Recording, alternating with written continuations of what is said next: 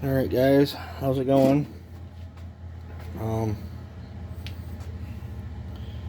Here's the muffler mod that I do on these things.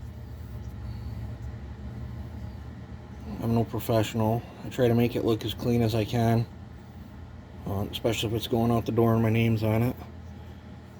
But that's the muffler mod. That's what the inside of that cylinder looks like, all cleaned up.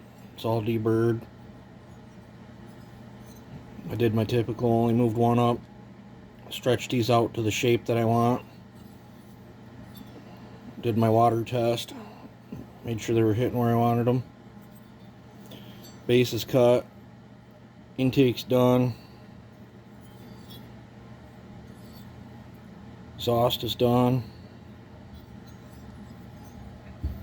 Another thing that I do to them, I've put this in other vids, but never hurts. I take that webbing out in there, clean that piece up.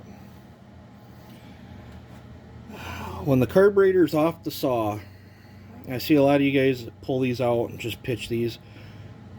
I like these caps in here. I cut the tits off them so you can put them back in there.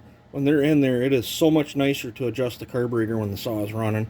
But when the carb is off in your hands, you don't need that special tool or nothing. Just turn it all the way to the left, and then come in the side with a straight pick, stab into it, and pull down. It'll come right out. You can cut the tabs off and then push them back in.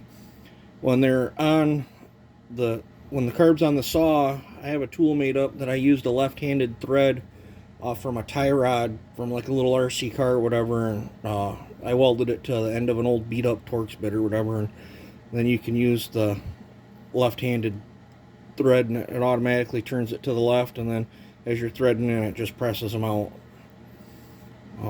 But that's how I like to do the carb mod. I've seen people grind this off. I've seen them, pry these things out, all kinds of stuff. And then when you're trying to adjust the saw when it's running, it's a pain in the butt. So that's how I do that on them. Trying to think. I think that's about all I wanted to cover on this little short vid.